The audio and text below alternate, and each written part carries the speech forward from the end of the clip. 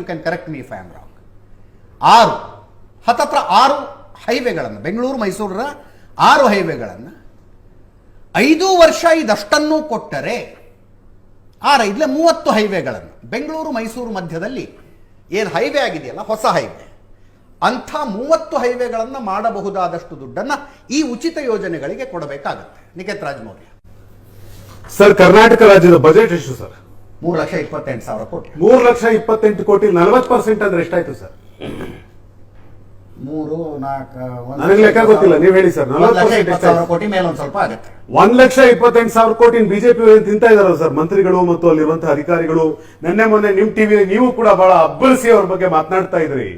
ಒಬ್ಬೊಬ್ಬ MLA, ಒಬ್ಬೊಬ್ಬ MP, ಒಬ್ಬೊಬ್ಬ ಇಲ್ಲಿರುವಂತ ಬಿಜೆಪಿಯ ಪುಡಾರಿಗಳೇನ್ ತಿಂತಾ ಇದ್ದಾರೆ, ಈ ಬಜೆಟ್ ನಲ್ಲಿರುವಂತಹ 40% ದುಡ್ಡನ್ನ ಅವ್ರೇನ್ ತಿಂತಾ ಇದ್ದಾರೆ ಅಂತ ಹೇಳಿ ಅವರದೇ ಪಕ್ಷದ MLAಗಳು, ಅವರದೇ ಪಕ್ಷದ ಮಂತ್ರಿಗಳು, ಅವರದೇ ಪಕ್ಷದ ಕಾರ್ಯಕರ್ತರು, ಅವ್ರ ಹತ್ರ ಕಾಂಟ್ರಾಕ್ಟ್ ಮಾಡಿದಂತ ಕಾಂಟ್ರಾಕ್ಟ್ ದಾರರುಗಳು ಇವತ್ತೇನು ರಾಜ್ಯದಲ್ಲಿ ಆರೋಪ ಮಾಡ್ತಾ ಇದಾರಲ್ಲ, ನಾವು ಕೊಡ್ತಿರುವ ಮೊದಲನೇ ಭರವಸೆ 2,000 ಕೋಟಿ ಇದ್ದು 2,000 ರೂಪಾಯಿ ಮಹಿಳೆಯರ ದುಡ್ಡು ಅಲ್ಲ, ಅಥವಾ ವಿದ್ಯುತ್ತು ಅಲ್ಲ, ಮತ್ತೊಂದು ಅಲ್ಲ. ನಾವು ಕೊಡುವಂತ ಮೊದಲನೇ ಭರವಸೆ ಏನು ಅಂತಂದ್ರೆ ಅದು ಪ್ರಾಮಾಣಿಕವಾಗಿ ನಾವು ಸರ್ಕಾರವನ್ನು ನಡೆಸ್ತೇವೆ.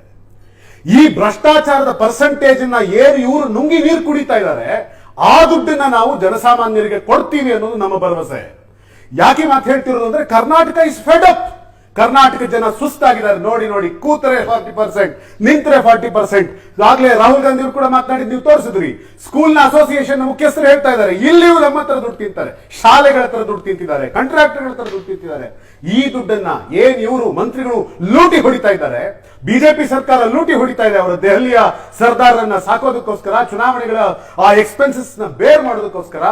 ಅವುಗಳನ್ನ ನಾವು ತಡೀತೇವೆ. ಅವುಗಳನ್ನ ತಡೆದು ಕರ್ನಾಟಕ ರಾಜ್ಯದಲ್ಲಿ ಕನ್ನಡಿಗರು ಮಕ್ಕಳು ಏನಿವತ್ತು ನಿರುದ್ಯೋಗದಿಂದ ನರಳ್ತಾ ಇದ್ದಾರೆ. ಯೋಚನೆ ಮಾಡಿ ಸರ್, ನಾನು ನಿಮಗೊಂದು ಉದಾಹರಣೆ ಕೊಡ್ತೀನಿ, ಒಂದು ನಿಮಿಷ ಅವಕಾಶ ಕೊಡಿ.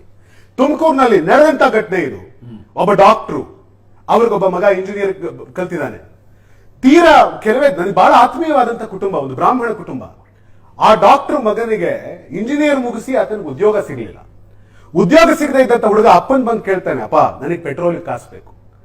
ಏನಯ್ಯ, ಇಂಜಿನಿಯರಿಂಗ್ ಮುಗಿಸಿ 2 ವರ್ಷ ಆಯ್ತು, ಇನ್ನೂ ನನ್ನ ಹತ್ರ ಕಾಸು ಕೇಳ್ತಿಲ್ಲ ಅಂತ ಹೇಳಿ ಮುಖ ಸಿಂಡ್ರಿಸ್ಕೊಂಡು ಅಪ್ಪ ಮಗನಿಗೆ ದುಡ್ಡು ಕೊಡ್ತಾರೆ ಪೆಟ್ರೋಲ್ಗೆ. ಆ ಮಗ ಹೋಗಿ ಸೂಸೈಡ್ ಮಾಡ್ಕೊತಾನೆ.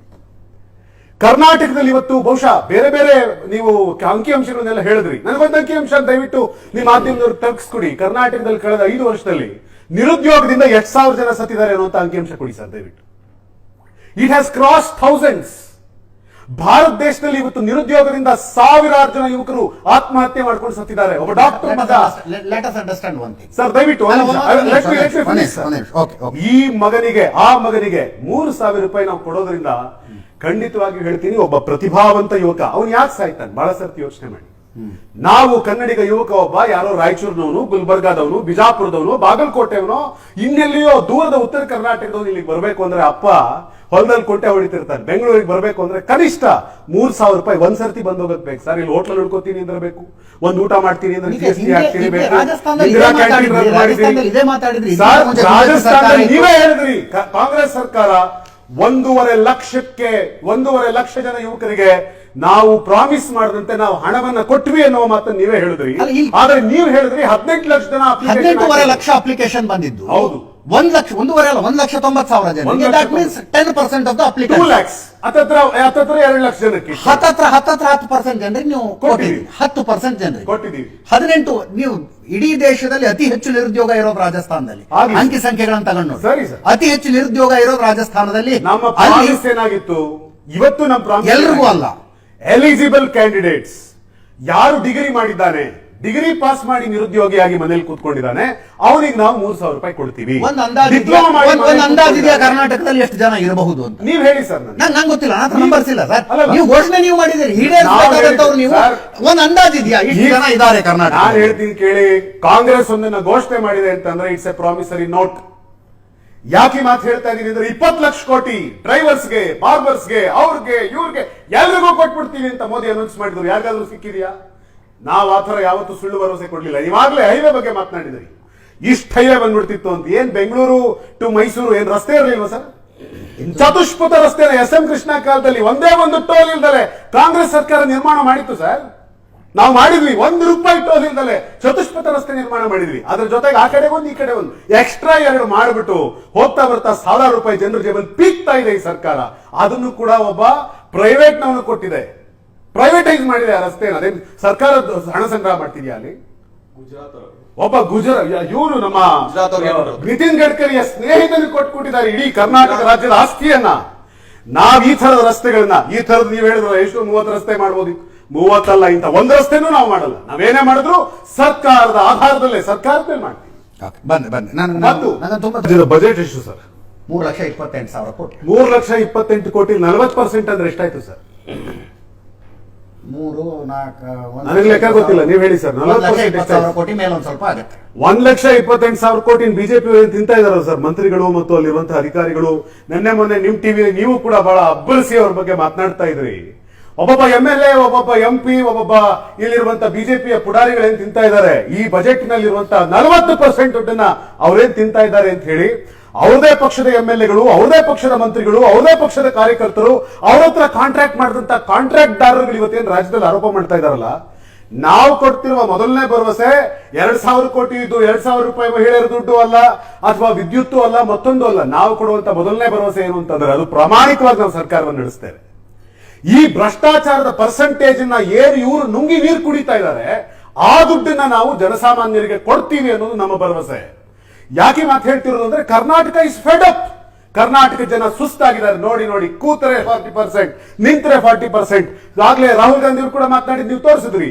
ಸ್ಕೂಲ್ನ ಅಸೋಸಿಯೇಷನ್ ಮುಖ್ಯಸ್ಥರು ಹೇಳ್ತಾ ಇದ್ದಾರೆ, ಇಲ್ಲಿಯೂ ನಮ್ಮ ಹತ್ರ ದುಡ್ಡು ತಿಂತಾರೆ, ಶಾಲೆಗಳ ಹತ್ರ ದುಡ್ಡು ತಿಂತಿದ್ದಾರೆ, ಕಾಂಟ್ರಾಕ್ಟರ್ಗಳ ಹತ್ರ ದುಡ್ಡು ತಿಂತಿದ್ದಾರೆ. ಈ ದುಡ್ಡನ್ನ ಏನ್ ಇವರು ಮಂತ್ರಿಗಳು ಲೂಟಿ ಹೊಡಿತಾ ಇದ್ದಾರೆ, ಬಿಜೆಪಿ ಸರ್ಕಾರ ಲೂಟಿ ಹೊಡಿತಾ ಇದೆ ಅವರ ದೆಹಲಿಯ ಸರ್ದಾರನ್ನ ಸಾಕೋದಕ್ಕೋಸ್ಕರ, ಚುನಾವಣೆಗಳ ಆ ಎಕ್ಸ್ಪೆನ್ಸಸ್ ನ ಬೇರ್ ಮಾಡೋದಕ್ಕೋಸ್ಕರ. ಅವುಗಳನ್ನ ನಾವು ತಡಿತೇವೆ. ಅವುಗಳನ್ನ ತಡೆದು ಕರ್ನಾಟಕ ರಾಜ್ಯದಲ್ಲಿ ಕನ್ನಡಿಗರು ಮಕ್ಕಳು ಏನಿವತ್ತು ನಿರುದ್ಯೋಗದಿಂದ ನರಳ್ತಾ ಇದ್ದಾರೆ. ಯೋಚನೆ ಮಾಡಿ ಸರ್, ನಾನು ನಿಮಗೊಂದು ಉದಾಹರಣೆ ಕೊಡ್ತೀನಿ, ನನಗೊಂದು ನಿಮಿಷ ಅವಕಾಶ ಕೊಡಿ. ತುಮಕೂರಿನಲ್ಲಿ ನಡೆದಂತ ಘಟನೆ ಇದು. ಒಬ್ಬ ಡಾಕ್ಟ್ರು, ಅವ್ರಿಗೊಬ್ಬ ಮಗ ಇಂಜಿನಿಯರ್ ಕಲ್ತಿದ್ದಾನೆ. ತೀರಾ ಕೆಲವೇ ನನಗೆ ಬಹಳ ಆತ್ಮೀಯವಾದಂತ ಕುಟುಂಬ, ಒಂದು ಬ್ರಾಹ್ಮಣ ಕುಟುಂಬ. ಆ ಡಾಕ್ಟರ್ ಮಗನಿಗೆ ಇಂಜಿನಿಯರ್ ಮುಗಿಸಿ ಆತನಿಗೆ ಉದ್ಯೋಗ ಸಿಗಲಿಲ್ಲ. ಉದ್ಯೋಗ ಸಿಗದೆ ಇದ್ದಂತ ಹುಡುಗ ಅಪ್ಪನ್ ಬಂದು ಕೇಳ್ತಾನೆ, ಅಪ್ಪ ನನಗೆ ಪೆಟ್ರೋಲ್ ಕಾಸು ಬೇಕು. ಏನಯ್ಯ ಇಂಜಿನಿಯರಿಂಗ್ ಮುಗಿಸಿ 2 ವರ್ಷ ಆಯ್ತು, ಇನ್ನೂ ನನ್ನ ಹತ್ರ ಕಾಸು ಕೇಳ್ತಿಲ್ಲ ಅಂತ ಹೇಳಿ ಮುಖ ಸಿಂಡ್ರಿಸ್ಕೊಂಡು ಅಪ್ಪ ಮಗನಿಗೆ ದುಡ್ಡು ಕೊಡ್ತಾರೆ ಪೆಟ್ರೋಲ್ಗೆ. ಆ ಮಗ ಹೋಗಿ ಸೂಸೈಡ್ ಮಾಡ್ಕೊತಾನೆ. ಕರ್ನಾಟಕದಲ್ಲಿ ಇವತ್ತು ಬಹುಶಃ ಬೇರೆ ಬೇರೆ ನೀವು ಅಂಕಿಅಂಶಗಳನ್ನೆಲ್ಲ ಹೇಳಿದ್ರಿ. ನನಗೊಂದು ಅಂಕಿಅಂಶ ದಯವಿಟ್ಟು ನಿಮ್ಮ ಮಾಧ್ಯಮದವ್ರು ತಲುಪಿಸ್ಕೊಡಿ. ಕರ್ನಾಟಕದಲ್ಲಿ ಕಳೆದ 5 ವರ್ಷದಲ್ಲಿ ನಿರುದ್ಯೋಗದಿಂದ 8,000 ಜನ ಸತ್ತಿದ್ದಾರೆ ಅನ್ನುವಂತ ಅಂಕಿಅಂಶ ಕೊಡಿ ಸರ್ ದಯವಿಟ್ಟು. It has cross thousands. Bharat ದೇಶದಲ್ಲಿ ಇವತ್ತು ನಿರುದ್ಯೋಗದಿಂದ 1,000 ಜನ ಯುವಕರು ಆತ್ಮಹತ್ಯೆ ಮಾಡ್ಕೊಂಡು ಸತ್ತಿದ್ದಾರೆ. ಒಬ್ಬ ಡಾಕ್ಟರ್ ಮಗ. ಸರ್ ದಯವಿಟ್ಟು ಈ ಮಗನಿಗೆ, ಆ ಮಗನಿಗೆ ₹3,000 ನಾವು ಕೊಡೋದ್ರಿಂದ ಖಂಡಿತವಾಗಿ ಹೇಳ್ತೀನಿ, ಒಬ್ಬ ಪ್ರತಿಭಾವಂತ ಯುವಕ ಅವನು ಯಾಕೆ ಸಾಯ್ತಾನೆ? ಬಹಳ ಸರ್ತಿ ಯೋಚನೆ ಮಾಡಿ. ನಾವು ಕನ್ನಡಿಗ ಯುವಕ ಒಬ್ಬ ಯಾರೋ ರಾಯಚೂರಿನವನು, ಗುಲ್ಬರ್ಗಾದವನು, ಬಿಜಾಪುರದವನು, ಬಾಗಲಕೋಟೆಯವನು, ಇನ್ನೆಲ್ಲಿಯೋ ದೂರದ ಉತ್ತರ ಕರ್ನಾಟಕದವನು ಇಲ್ಲಿಗೆ ಬರಬೇಕು ಅಂದ್ರೆ ಅಪ್ಪ ಹೊಲದಲ್ಲಿ ಕೊಂಟೆ ಹೊಡಿತಿರ್ತಾರೆ. ಬೆಂಗಳೂರಿಗೆ ಬರಬೇಕು ಅಂದ್ರೆ ಕನಿಷ್ಠ ₹3,000 ಒಂದ್ಸರ್ತಿ ಬಂದೋಗಕ್ ಬೇಕು ಸರ್. ಇಲ್ಲಿ ಹೋಟ್ಲಲ್ಲಿ ಉಳ್ಕೋತೀನಿ ಅಂದ್ರೆ ಬೇಕು, ಒಂದು ಊಟ ಮಾಡ್ತೀನಿ ಅಂದ್ರೆ ರಾಜಸ್ಥಾನದಲ್ಲಿ ನೀವೇ ಹೇಳಿದ್ರಿ, ಕಾಂಗ್ರೆಸ್ ಸರ್ಕಾರ 1.5 ಲಕ್ಷ ಜನ ಯುವಕರಿಗೆ ನಾವು ಪ್ರಾಮಿಸ್ ಮಾಡದಂತೆ ನಾವು ಹಣವನ್ನ ಕೊಟ್ವಿ ಅನ್ನೋ ಮಾತನ್ನು ನೀವೇ ಹೇಳಿದ್ರಿ. ಆದ್ರೆ ನೀವು ಹೇಳಿದ್ರಿ 18 ಲಕ್ಷ ಜನ 18.5 ಲಕ್ಷ ಅಪ್ಲಿಕೇಶನ್ ಬಂದಿದ್ದು. ಹೌದು, 1,90,000 ಜನರಿಗೆ. That means 10% of the applicants. 2 lakhs. ಹತ್ತತ್ರ 2 ಲಕ್ಷ ಜನಕ್ಕೆ ಹತ್ತತ್ರ 10% ಜನರಿಗೆ ನೀವು ಕೊಟ್ಟಿದ್ದೀರಿ. 10% ಜನರಿಗೆ ಕೊಟ್ಟಿದ್ದೀವಿ. 18 ನೀವು ಇಡೀ ದೇಶದಲ್ಲಿ ಅತಿ ಹೆಚ್ಚು ನಿರುದ್ಯೋಗ ಇರೋದು ರಾಜಸ್ಥಾನದಲ್ಲಿ. ಅಂಕಿ ಸಂಖ್ಯೆಗಳನ್ನು ತಗೊಂಡು ಸರಿ ಸರ್, ಅತಿ ಹೆಚ್ಚು ನಿರುದ್ಯೋಗ ಇರೋದು ರಾಜಸ್ಥಾನದಲ್ಲಿ. ನಮ್ಮ ಪ್ರಾಮಿಸ್ ಏನಾಗಿತ್ತು ಇವತ್ತು? ನಮ್ಮ ಪ್ರಾಮಿಸ್ ಎಲ್ರಿಗೂ ಅಲ್ಲ, ಎಲಿಜಿಬಲ್ ಕ್ಯಾಂಡಿಡೇಟ್ಸ್ ಯಾರು ಡಿಗ್ರಿ ಮಾಡಿದ್ದಾನೆ, ಡಿಗ್ರಿ ಪಾಸ್ ಮಾಡಿ ನಿರುದ್ಯೋಗಿಯಾಗಿ ಮನೇಲಿ ಕೂತ್ಕೊಂಡಿದ್ದಾನೆ, ಅವನಿಗೆ ನಾವು ₹3,000 ಕೊಡ್ತೀವಿ. ಒಂದು ಅಂದಾಜಿದೆಯಾ ಕರ್ನಾಟಕದಲ್ಲಿ ಎಷ್ಟು ಜನ ಇರಬಹುದು ಅಂತ? ನೀವು ಹೇಳಿ ಸರ್. ನಂಗೆ ಗೊತ್ತಿಲ್ಲ, ನನ್ನ ನಂಬರ್ಸ್ ಇಲ್ಲ ಸರ್. ನೀವು ಘೋಷಣೆ ನೀವು ಮಾಡಿದ್ದೀರಿ, ಈಡೇರಿಸಬೇಕಾದಂತವ್ರು ನೀವು. ಒಂದು ಅಂದಾಜಿದೆಯಾ ಎಷ್ಟು ಜನ ಇದ್ದಾರೆ ಕರ್ನಾಟಕ? ನಾನು ಹೇಳ್ತೀನಿ ಕೇಳಿ. ಕಾಂಗ್ರೆಸ್ ಒಂದನ್ನ ಘೋಷಣೆ ಮಾಡಿದೆ ಅಂತಂದ್ರೆ ಇಟ್ಸ್ ಎ ಪ್ರಾಮಿಸರಿ ನೋಟ್. ಯಾಕೆ ಮಾತು ಹೇಳ್ತಾ ಇದೀನಿ ಅಂದ್ರೆ 20 ಲಕ್ಷ ಕೋಟಿ ಡ್ರೈವರ್ಸ್ಗೆ, ಬಾರ್ಬರ್ಸ್ಗೆ, ಅವ್ರಿಗೆ ಇವ್ರಿಗೆ ಎಲ್ರಿಗೂ ಕೊಟ್ಬಿಡ್ತೀವಿ ಅಂತ ಮೋದಿ ಅನೌನ್ಸ್ ಮಾಡಿದ್ರು. ಯಾರಿಗಾದ್ರೂ ಸಿಕ್ಕಿದ್ಯಾ? ನಾವು ಆತರ ಯಾವತ್ತೂ ಸುಳ್ಳು ಭರವಸೆ ಕೊಡ್ಲಿಲ್ಲ. ಇವಾಗಲೇ ಹೈವೇ ಬಗ್ಗೆ ಮಾತನಾಡಿದ್ರಿ, ಇಷ್ಟು ಹೈವೇ ಬಂದ್ಬಿಡ್ತಿತ್ತು ಅಂತ. ಏನ್ ಬೆಂಗಳೂರು ಟು ಮೈಸೂರು ಏನ್ ರಸ್ತೆ ಇರಲಿಲ್ವಾ ಸರ್? ಚತುಷ್ಪಥ ರಸ್ತೆ ಎಸ್.ಎಂ. ಕೃಷ್ಣ ಕಾಲದಲ್ಲಿ ಒಂದೇ ಒಂದು ಟೋಲ್ ಇಲ್ದಲೆ ಕಾಂಗ್ರೆಸ್ ಸರ್ಕಾರ ನಿರ್ಮಾಣ ಮಾಡಿತ್ತು ಸರ್. ನಾವು ಮಾಡಿದ್ವಿ, ₹1 ಟೋಲ್ ಇಲ್ದಲೆ ಚತುಷ್ಪಥ ರಸ್ತೆ ನಿರ್ಮಾಣ ಮಾಡಿದ್ವಿ. ಅದ್ರ ಜೊತೆಗೆ ಆ ಕಡೆ ಒಂದು ಈ ಕಡೆ ಒಂದು ಎಕ್ಸ್ಟ್ರಾ 2 ಮಾಡಿಬಿಟ್ಟು ಹೋಗ್ತಾ ಬರ್ತಾ ₹1,000 ಜನರ ಜೇಬಲ್ಲಿ ಪೀಕ್ತಾ ಇದೆ ಈ ಸರ್ಕಾರ. ಅದನ್ನು ಕೂಡ ಒಬ್ಬ ಪ್ರೈವೇಟ್ ನವನು ಕೊಟ್ಟಿದೆ, ಪ್ರೈವೇಟೈಸ್ ಮಾಡಿದೆ ಆ ರಸ್ತೆನ. ಅದೇ ಸರ್ಕಾರ ಹಣ ಸಂಗ್ರಹ ಮಾಡ್ತಿದ್ಯಾ ಅಲ್ಲಿ? ಒಬ್ಬ ಇವರು ನಮ್ಮ ನಿತಿನ್ ಗಡ್ಕರಿಯ ಸ್ನೇಹಿತನಿಗೆ ಕೊಟ್ಬಿಟ್ಟಿದ್ದಾರೆ ಇಡೀ ಕರ್ನಾಟಕ ರಾಜ್ಯದ ಆಸ್ತಿಯನ್ನ.